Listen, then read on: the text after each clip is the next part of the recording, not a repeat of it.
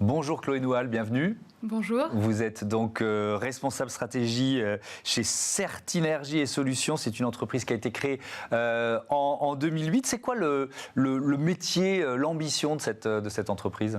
Alors, Certinergie et Solutions, ça a été créé en 2008 pour accompagner les consommateurs d'énergie, quels qu'ils soient, à faire des économies d'énergie. L'objectif en 2008, c'était d'accompagner donc les consommateurs à utiliser un dispositif qui venait d'être créé, qui s'appelle le certificat d'économie d'énergie, pour réaliser des projets à moindre coût. D'accord. Et puis finalement, on se rend compte que dans ce cadre-là, vos partenariats, ils vous mènent évidemment avec beaucoup d'entreprises. Tout à fait. Alors en fait, on s'est recentré sur l'ensemble des personnes morales, que ce soit les entreprises privées, les industriels, les acteurs publics comme les collectivités. Et aujourd'hui, on va les accompagner à faire des économies d'énergie, donc à travailler sur l'efficacité énergétique et aussi de plus en plus sur la décarbonation.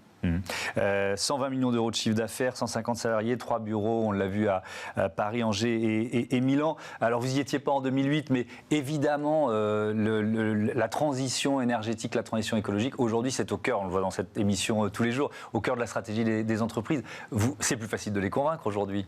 C'est plus facile de les convaincre, c'est plus facile de leur faire comprendre de quoi on parle. Parce que c'est vrai que quand on parle d'économie d'énergie, historiquement, c'est pas forcément très instinctif. Donc aujourd'hui, on arrive à parler efficacité énergétique, on arrive à parler décarbonation, à distinguer l'un et l'autre et à accompagner les clients qui sont de plus en plus demandeurs, notamment avec l'actualité réglementaire, comme le décret tertiaire, à faire des économies d'énergie.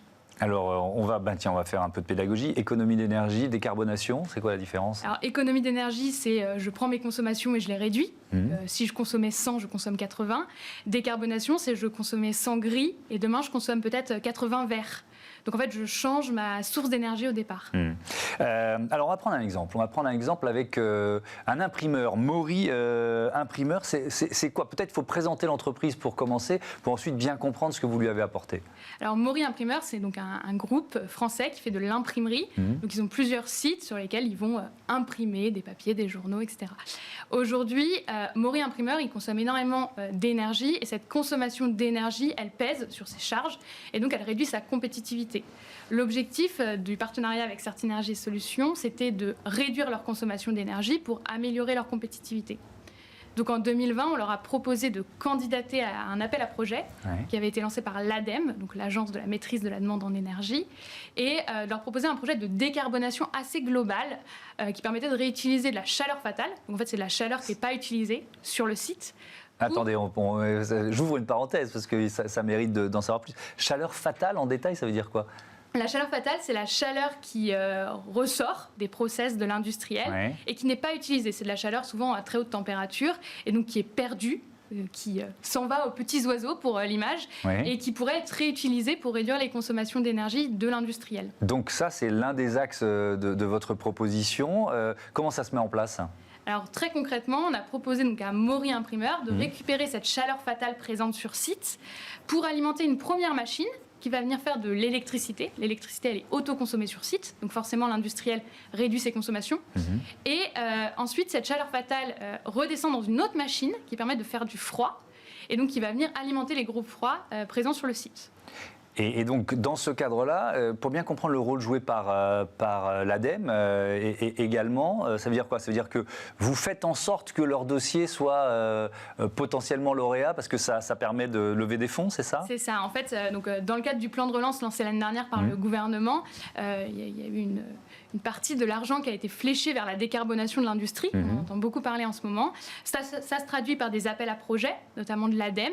Et donc, nous, on a accompagné Mori Imprimeur à candidater. On a candidaté en notre nom pour avoir des financements via le plan de relance qui permettent de réduire le coût du projet. Il y a aussi un contrat de performance énergétique, c'est ça ? C'est global ce que vous proposez dans ce partenariat ? C'est ça. En fait, sur l'ensemble du projet proposé de récupération de chaleur fatale, on s'engage sur des économies d'énergie par le biais d'un contrat de performance énergétique. Et donc, on porte l'investissement, on se rémunère aux économies d'énergie, on garantit à l'industriel des économies d'énergie réelles et dans la durée, et on propose un projet innovant aidé par l'ADEME. Alors, ça peut permettre de faire quel montant d'économie d'énergie et puis même en termes de budget à une entreprise comme celle-là? Alors c'est un projet d'un peu plus de 3 millions d'euros aujourd'hui, donc on parle d'un projet qui va être porté financièrement par Certinergie, donc avec l'aide de l'ADEME et les certificats d'économie d'énergie.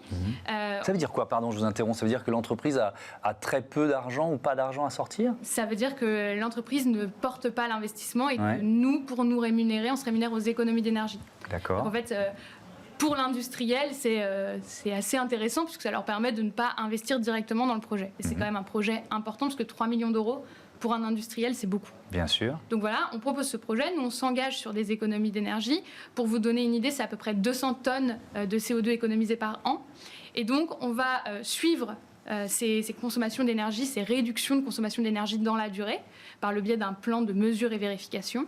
Et on se rémunérera aux économies d'énergie pour à la fin laisser les économies d'énergie à l'industriel. Donc il y a cette partie financement qu'on vient de comprendre. Il y a aussi un levier technologique, technique pour notamment cette chaleur fatale. Voilà, c'est pas par une opération du Saint-Esprit que vous allez la récupérer. Quelles sont les solutions techniques que vous avez imaginées? Alors on a proposé aux clients donc, de coupler deux technologies, des technologies développées par des partenaires de Certinergie Solutions. Donc la première technologie, elle est développée par une start-up française, Evatech, qui vient proposer en fait une machine qui permet donc de récupérer de la chaleur fatale à très haute température et d'être autoconsommée ensuite sous forme d'électricité sur site. Et la deuxième machine, c'est une machine à absorption, donc c'est une machine qui permet de récupérer de la chaleur fatale et de faire du froid, qui sera aussi commercialisée par une entreprise française. Est-ce que ça suppose aussi, j'imagine que oui, mais de travailler sur l'humain, sur les ressources humaines? C'est-à-dire qu'un tel projet pour une entreprise, c'est aussi un changement d'organisation? Alors sur le site, ça sera un projet à isoproduction. Donc en fait, l'objectif, c'est de venir impacter le moins possible le process du client, parce qu'il faut que l'activité continue. Nous, en fait, on vient apporter une expertise et un rôle d'ensemblier. Donc on gère, entre guillemets, le projet de A à Z en accompagnant le client. Et on les aidera ensuite à former leurs salariés aux nouvelles machines sur site. Oui, mais alors ça, vous l'avez dit, comment on réussit à transformer à ce point une entreprise sans immobiliser la production? C'est tout le savoir-faire technique de Certinergie Solutions. Ouais. Est-ce que vous appliquez ces principes à votre propre activité pour faire baisser votre bilan carbone? On vient de lancer donc une démarche pour faire notre bilan carbone. Donc sur les 3 sites, Paris, Angers, Milan. L'objectif, c'est d'identifier un peu quels sont nos axes d'amélioration pour justement ne pas faire seulement vendre des économies d'énergie et des économies de carbone, mais aussi nous s'appliquer des principes ambitieux. Donc on espère avoir la feuille de route dans les prochains mois. Ouais, vous avez quelques pistes d'économie, j'imagine? Quelques pistes en général sur la partie mobilité, notamment, on peut regarder pour améliorer nos consommations. Écoutez, l'année de télétravail a ouvert à pas mal d'entreprises des pistes pour améliorer leur bilan en termes de mobilité. Merci beaucoup, merci Chloé Noual, à bientôt sur Bismart. Allez, on parle des bâtiments à énergie positive tout de suite.